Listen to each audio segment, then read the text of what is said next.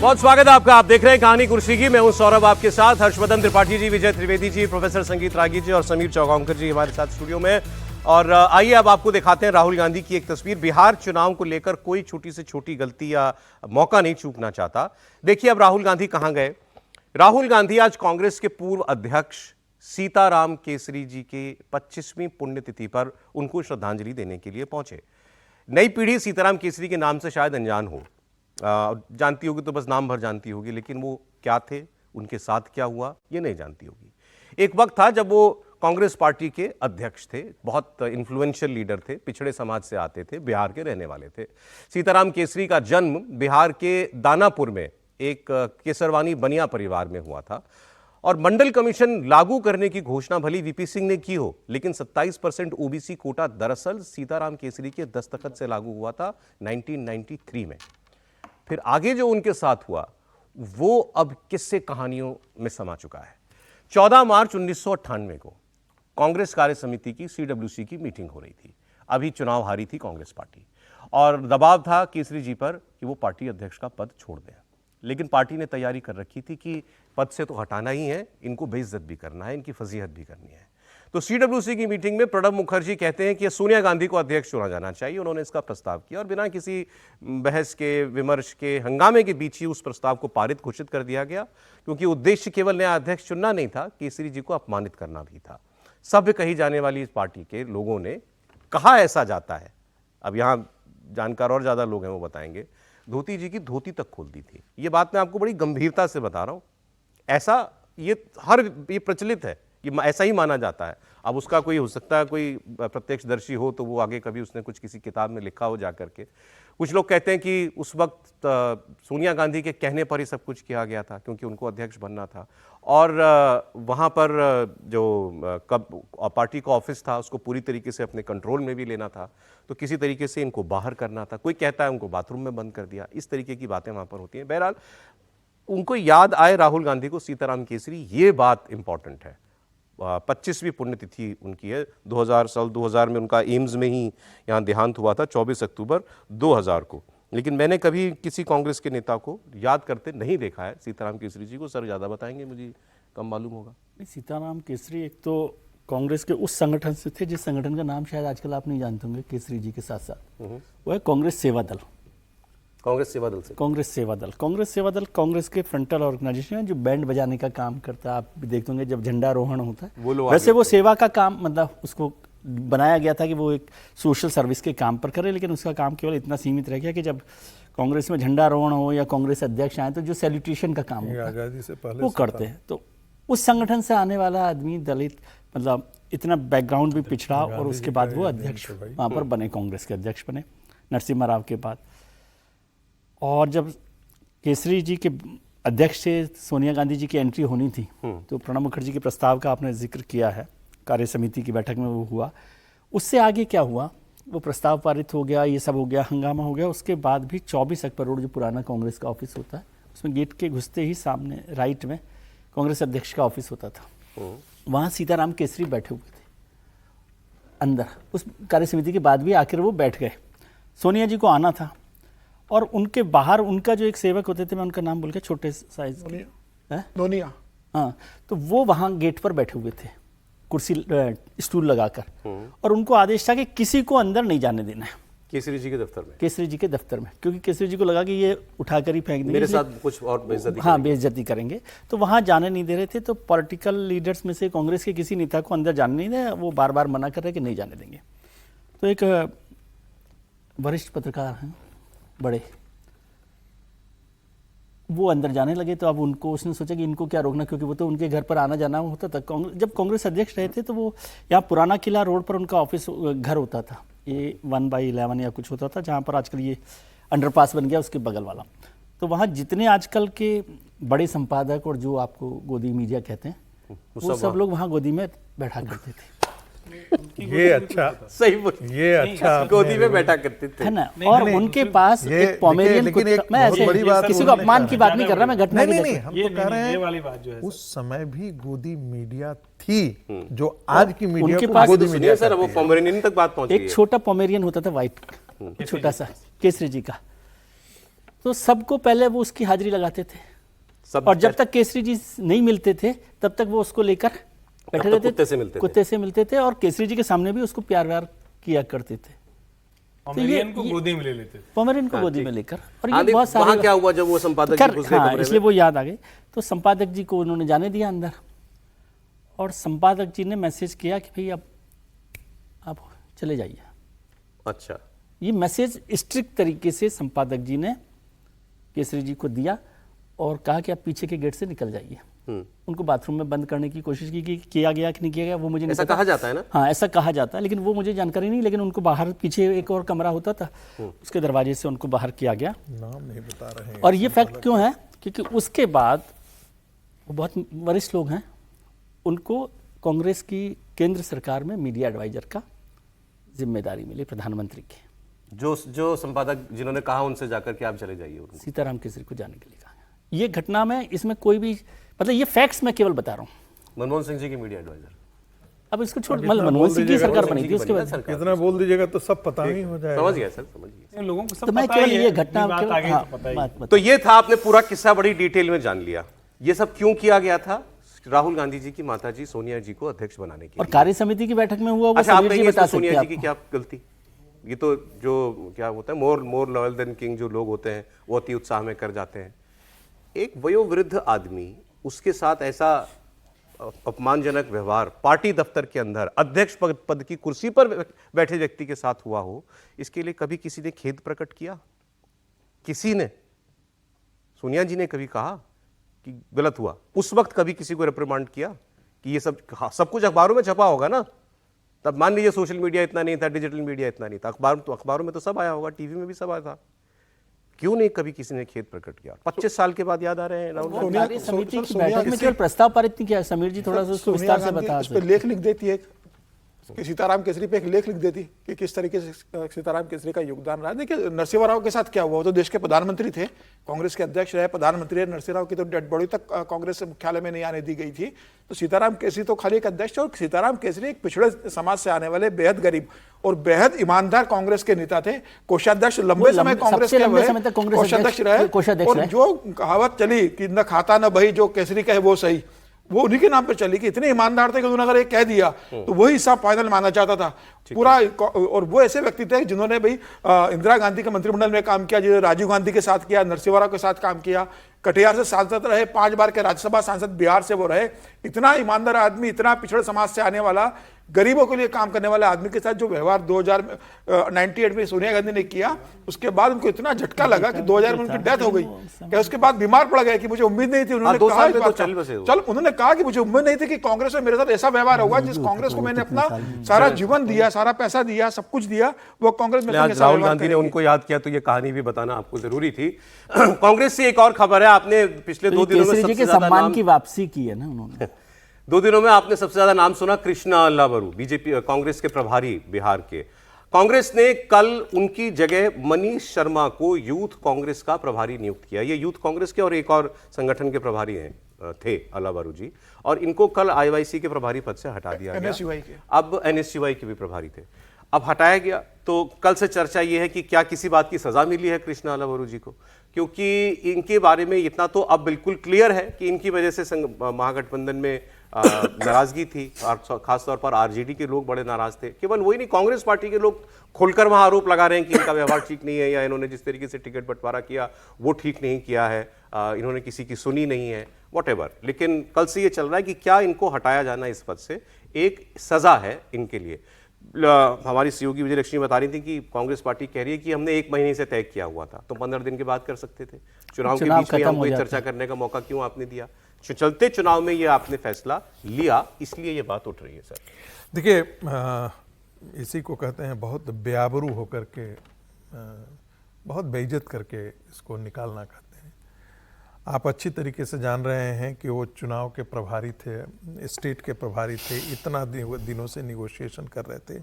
Negotiation वो अपने आप तो नहीं कर रहे थे, उनके पीछे तो केंद्रीय नेतृत्व का मैंडेट था। सीधे कहा जाता है राहुल गांधी के आदमी मैं फिर वही राहुल गांधी के कॉन्फिडेंट माने जाते हैं, सबसे ज्यादा नजदीकी थे। कल जाकर के जब उनको हाशिए पर रखा गया, उसी समय लग रहा था कि इनकी कपाल क्रिया होगी। कब होगी हमें नहीं मालूम था, इतनी जल्दी कपाल क्रिया कर देंगे ये लोग, कांग्रेस पार्टी के लोग, इसके बारे में बिल्कुल ये नहीं। लेकिन कोई व्यक्ति जिसको आप आधिकारिक तौर पर, मैं ये कह सकता हूं कि हर पार्टियों में ऐसा नहीं है कि पार्टियों में जो प्रभारी होते हैं उनके खिलाफ आवाज नहीं होती है। आज क्या आपको लगता है कि भारतीय जनता पार्टी के प्रभारी के अक्सर होती खिलाफ है? होती नहीं होगी, बिल्कुल होती होगी, लेकिन एक मर्यादा होती है संगठन की, एक अनुशासन की अपनी मर्यादा होती है, और अपने नेता को आप कैसे बचा करके रखते हैं उसकी डिग्निटी को कांग्रेस पार्टी शायद ये नहीं जानती है। सीताराम केसरी का आपने उदाहरण दिया, जगजीवन राम को हम क्यों भूल जाते हैं, डॉक्टर राजेंद्र प्रसाद को हम क्यों भूल जाते थे, डॉक्टर, एक मिनट, ये थोड़ा विषयांतर हो जाएगा लेकिन मैं एक छोटी सी टिप्पणी कर दूं। राजेंद्र बाबू जब बीमार थे तो पंडित जवाहरलाल नेहरू ने कहा कि यह व्यक्ति यदि यहां दिवंगत हो जाएगा तो यहां पर गांधी जी के बगल में हमको उनके लिए समाधि बनानी पड़ेगी, तो जमुना के किनारे ढूंढो कहीं दूर एक जगह जहां पर वो उनका क्रिमेशन किया जाएगा। ये ऑन रिकॉर्ड में बोल रहा हूं, ये पुस्तक है और विधिवत वो निकाल करके डॉक्यूमेंट्री प्रूफ के साथ लिखा हुआ है, ये ऐसे नहीं करो। तो गांधी परिवार, एक तो ऐसे जो लोग थे उनके साथ ऐसे ही ट्रीटमेंट, और ये पंडित नेहरू के समय है। अब इसकी बात के साथ तो नेहरू का बहुत बड़ा विवाद हमेशा चलता रहा, इस स्तर तक नहीं होता, और उसमें लाल बहादुर शास्त्री को ये जिम्मेदारी दी गई थी। मुद्दे पर आते हैं, यही इस मुद्दे अगर पर इनके ऊपर एक्शन हुआ तो ये माना जाएगा कि ये आरजेडी के दबाव में हुआ। मैं बिल्कुल इतना कोई आदमी कैसे साहस कर पाएगा अपनी पार्टी को खड़ा करने का, यदि वो केंद्रीय नेतृत्व का मैंडेट लेकर के जाते हैं, उसके साथ इस प्रकार से ट्रीटमेंट होता है। याद आ रहे हैं सीताराम केसरी जी भी, और मुकेश सहनी को डिप्टी सीएम, तेजस्वी को सीएम, और अब इनकी एक पद से छुट्टी, ये सब। देखिए 1996 में गया था सिवान, देवरिया के लार रोड से मैं सिवान गया था, और वहाँ जब मैं स्टेशन पे लौटते वक्त आया तो स्टेशन पर मैंने लिखा हुआ देखा कि ये डॉक्टर राजेंद्र प्रसाद जी की जन्मदिन। और आज भी पता नहीं कांग्रेस के लोग या राष्ट्रीय जनता दल के लोग कभी राजेंद्र प्रसाद जी को याद करते हैं या नहीं, लेकिन वो ओसामा को याद करते हैं, शहाबुद्दीन के बेटे को। एक ही है। दूसरा, जब हम कह रहे हैं कि कोई प्रभारी जो होता है वो कैसे काम करता है, तो प्रभारी के ऊपर अगर लोग नाराज नहीं हैं, सब कुछ अच्छे से है, तो इसका मतलब वो काम नहीं कर रहा है। और मैं राहुल गांधी की तस्वीर दिखा दी, मैं कृष्णा अल्लावरू जितना उनका विरोध हुआ है, इसका मतलब मैं मानता हूं कि उन्होंने अपने तय कोशिश बहुत की है। अब ठीक है, उनके ऊपर लोगों ने 2.5 करोड़ 3 करोड़ लेने का आरोप लगा दिया, मुझे नहीं लगता कि वो आदमी ये सब कर रहा होगा, जो उसकी उम्र है और जिस तरह का भरोसा रहा, ये तो हर किसी पर कोई आरोप लगता ही आरोप। लेकिन अब आप क्या कर रहे हैं, अब आप कृष्णा अल्लावरू को जितनी शक्ति आपने दी थी, आपने उनको निष्प्राण कर दिया। आपने उनको राजनीतिक तौर पर वहां पहुंचा दिया कि अगला व्यक्ति अगर वो बनेगा प्रभारी तो अखिलेश प्रसाद सिंह हो जाएगा, जो लालू जी के सामने बैठकर, क्योंकि अशोक गहलोत ने सब तय कर लिया ना उसी तरह से। तो मुझे लगता है कि ये एक बहुत बड़ा सबक भी है, और जो कांग्रेस आगे नहीं बढ़ पाती है, जिसको कहें कि डिसरप्टिव डिसीजंस नहीं ले पाती है पार्टी को ठीक करने के लिए, उसका एक प्रमाण है। और जहां तक रही सीताराम केसरी की बात, कांग्रेस पार्टी में गांधी परिवार से इतर जिसने भी अपनी कोई सत्ता, कोई औरा, कोई प्रभाव बनाने की कोशिश की, वो या अपमानित हुआ, या पार्टी से बाहर हुआ, या महत्वहीन हुआ, और इसको तय करके कॉकस में किया गया। अब वो कहानियां, बहुत सी कहानियां हैं जो विजय जी, समीर जी बता नहीं रहे हैं, लेकिन ये कहानियां आपको जो भी जाता रहा है, जो अकबर रोड जाता रहा है, उसको इन कहानियों के बारे में पता है, जो प्रेस क्लब में बैठता रहा है उनको इस कहानियों के बारे में पता है, और हर किसी को पता है कि गांधी परिवार का एक तंत्र, एक कॉकस काम करता था, और वो कॉकस ऐसे हर नेता को अपमानित करने के लिए सुपारी लेता था। इसको आप समझिए, गैंग की तरह काम करता था, और उसी गैंग में ऐसे पत्रकार हुआ करते थे जो उनके मैसेंजर के तौर पर काम किया करते थे। ऐसे ही लोग प्रधानमंत्री के मीडिया सलाहकार बन जाते थे।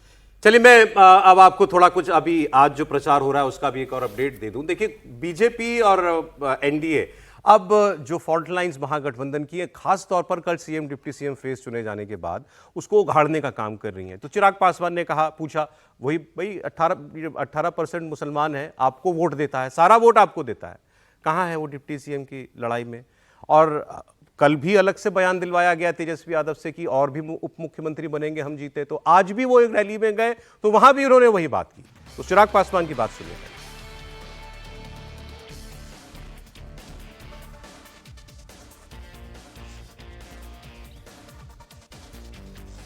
को सिर्फ वोट बैंक बना के रखना है ऐसे समुदाय को।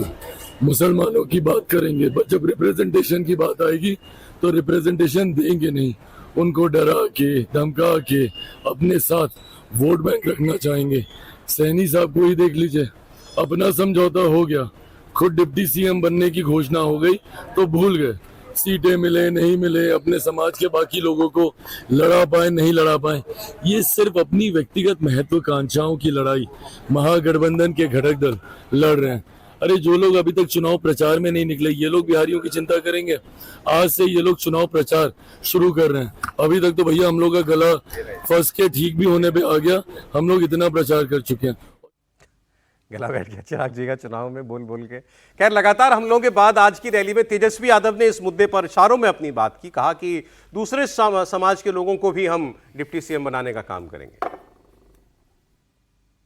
हम सब लोगों के साथ आए उप मुख्यमंत्री बनेंगे, अति पिछड़ों के आवाज को बुलंद करेंगे और आने वाले सहनी जिंदाबाद जिंदाबाद जिंदाबाद आने वाले समय में और भी समाज धन के लोगों को उप मुख्यमंत्री का हम लोग जो है दायित्व देने का काम करेंगे, वो भी आप लोगों को कुछ दिनों के अंदर बता दिया जाएगा। आज थोड़ा और क्लियर कर दी बात उन्होंने, कहा और समाज और धर्म के लोग भी। सीधे मुसलमान कहने में क्या प्रॉब्लम है यार? आपको 18% मुसलमान वहां का लगभग 70% वोट देता है, इतना तो देता होगा ना सर? तो देखिए ना, मुसहर 3.5% है, वो भी कह रहे होंगे। तेली जो है 3% के आसपास की आबादी है, जो है वो कानू जो है 2.3% की आबादी है। तो ये तो, और इनकी आबादी जो है वो बहुत कम की आबादी है। तो वो सब पूछेंगे भाई हमारा क्या और कितनों को बनाएंगे आप? लेकिन धर्म उन्होंने कहा और धर्म के लोगों को भी बनाएंगे, तो उनका कहना यही है भाई मुसलमानों से वो कह रहे हैं आपका भी डिप्टी सीएम बनेगा, नाम नहीं ले पा रहे हैं। लेकिन देखिए एक बात अच्छे से समझिए, कांग्रेस भले मुसलमान को, दूसरी जातियों को, किसी और को कुछ बना दे, राष्ट्रीय जनता दल अपने परिवार के अलावा कहीं नहीं जाने वाली। ये जो मुकेश सहनी है, ये भी जिसको देशज में कल भी मैंने कहा था, फिर दोहरा रहा हूं, ये कहा जाता है ऐसा दबाव है कि कनपट्टी पे कट्टा सटा के काम हुआ है, वरना वहां फोटो नहीं लगी होती। वरना कल की प्रेस वार्ता में तेजस्वी जी के बगल में मुकेश सहनी की फोटो नहीं होती। वो तो खबर आगे अड़ गए थे, बोला मैं नहीं जाऊंगा। यही तो कह रहा हूं, बाद में हुआ। तो ये सब कुछ मजबूरी में भले ऐलान हो, लालू जी का परिवार, तेजस्वी जी किसी कीमत पे किसी और को कुछ नहीं देंगे। हाँ, कांग्रेस की सरकार आएगी तो वो सब कर सकती है, क्योंकि उसने मुसलमान को भी मुख्यमंत्री बनाया। मुस्लिम डिप्टी सीएम अनाउंस करना इन्हीं शब्दों में क्या प्रॉब्लम है? नहीं, प्रॉब्लम है ना, उनको वोट चाहिए, लेकिन हिंदू को नहीं बताना है कि मुसलमान हमारे साथ। इसको समझिए भाई, जो मुसलमान को बताना है कि हिंदू तुम्हारे खिलाफ। जो एनडीए का वोटर है वो तो जानता है ना कि मुसलमान इन्हीं को वोट देता है, मेरा नेता को तो नहीं देता। कोई ऐसा छुपी हुई बात तो है नहीं, छिपी हुई नहीं है, लेकिन जब आप सामने एक प्रत्याशी लेकर आते हैं तो वो बात और ज्यादा फोर्स के साथ आती है ना। पॉलिटिकल नैरेटिव तो ऐसे ही क्रिएट होता है, तो उससे बचने के लिए कोशिश है। लेकिन मैं ये नहीं मानता हूं कि कहीं से कोई वो दरी बिछावन हो जाएगा, कोई कह देगा मुसलमान ही है, ऐसा बिल्कुल नहीं होने वाला है। मुसलमान 100% लालू जी के परिवार और राहुल जी के परिवार, इनके अलावा किसी और को वोट नहीं देने जा रहा है। जी ठीक है समीर जी। निश्चित रूप से अभी आज तेजस्वी यादव को भी डर लग रहा है कि प्रधानमंत्री मोदी ने जिस तरीके से जिक्र किया है अपने भाषण में समस्तीपुर में, और जिस तरीके से अब एनडीए गठबंधन, मुख्यमंत्री तो ठीक है तेजस्वी यादव का, उप मुख्यमंत्री जिस तरीके से मुकेश सहनी को डिक्लेयर किया और बाकी नहीं किया, तो अब वह बाकी जातियों को बता रहे हैं कि भाई देखिए, उन्होंने तो अपने तेजस्वी यादव की छाती पर पैर रख के अपना नाम डिक्लेयर करवा लिया कांग्रेस को दबाव देके, बाकी जातियों का क्या होगा? अब तेजस्वी यादव कह रहे हैं कि बाकी सभी जातियों को हम स्पेस देने वाले हैं। तो भाई ईबीसी के 36% जाति है, 112 जातियां उसमें आती है, तो क्या तेली, मल्लाह, कानू, धनुक, उसके बाद मोमिन, जुलाहा, धनिया, कुंजाड़ा, क्या इन जातियों के लोगों को भी कब मुख्यमंत्री बनाओगे? क्या किसी मुसलमान को मुख्यमंत्री बनाने का आपने जिक्र किया? अशोक गहलोत कल कह देते पत्रकार वार्ता में कि भाई एक मुख्यमंत्री हमने भी डिक्लेयर नहीं किया है, एक मुसलमानों का भी हम बनाएंगे। 20% आपका प्रदेश अध्यक्ष दलित समाज से आता है राजेश राम, आप कह देते कि भाई हमारा कांग्रेस का उप मुख्यमंत्री राजेश राम दलित समाज से बनेगा। ना आप दलितों का जिक्र कर रहे हो, ना आप मुसलमानों का जिक्र कर रहे हो, ना आप किसी और ईबीसी का कर रहे हो, सिर्फ मुकेश सहनी का जिक्र कर रहे हो। इससे पहले कि कोई बीजेपी के साथ थे, इससे पहले कोई दर्शक आपका जो है वो सोशल मीडिया पर लिख कर पूछ ले, मैं पूछ लेता हूं। ये सारे सवाल इनसे तो पूछ रहे हैं, एनडीए वाले तो यही नहीं बता रहे मुख्यमंत्री कौन है, डिप्टी सीएम तो छोड़िए। नहीं, एनडीए का तो मुझे लगता है कि बहुत साफ है। अब जिस तरीके से चल रहा है कि भाई कह दिया है साफ, अमित शाह जी ने भी कल भी इस बात का जिक्र किया है कि फिलहाल तो हम नीतीश कुमार के नेतृत्व में चुनाव लड़ रहे हैं और उसके बाद तय होगा कौन मुख्यमंत्री बनेगा। सम्राट चौधरी ने कल बोल दिया नीतीश कुमार ही मुख्यमंत्री बनेंगे, कल स्टेटमेंट दे दिया उन्होंने। मेरे ख्याल से बीजेपी के जो टियर 2 नेता हैं उनको कहा गया संभालो, ये बात हाथ से बाहर नहीं जानी चाहिए। नहीं, ठीक ही है, ये बात तो कहना ही चाहिए। नहीं, कहने की बात नहीं है। सच्चाई यही है कि नीतीश जी बाद में जाकर के क्या निर्णय लेते हैं 6 महीना बाद, 5 महीना बाद, 8 महीना बाद, लेकिन ये तो सच्चाई अभी भी है कि चुनाव के बाद मुख्यमंत्री नीतीश जी ही बनते हैं यदि एनडीए सरकार में आती है। आजकल बीजेपी 2-2 उप मुख्यमंत्री वाले फॉर्मूले पर चल रही है ना सब जगह। तो कई जगह फॉरवर्ड कास्ट के भी बने हैं। बिहार में आधे टिकट बीजेपी ने फॉरवर्ड कास्ट को दिए हैं। बिल्कुल, तो वो भी उनके मन में भी होगी इच्छा कि हमारा मुख्यमंत्री हो। तो अभी तो बना ही रखा था, सिन्हा साहब थे, उससे पहले भी लोग रहे हैं। तो बीजेपी की तरफ से साफ तो सब कुछ ही साफ होता है, लेकिन साफ तो तेजस्वी यादव का भी था ही। महागठबंधन में तेजस्वी यादव भी मुख्यमंत्री के चेहरा होंगे या बनेगी तो मुख्यमंत्री तेजस्वी बनेंगे। अब वो बनेंगे कि नहीं बनेंगे, महागठबंधन की सरकार बनती है, वो अलग इशू है।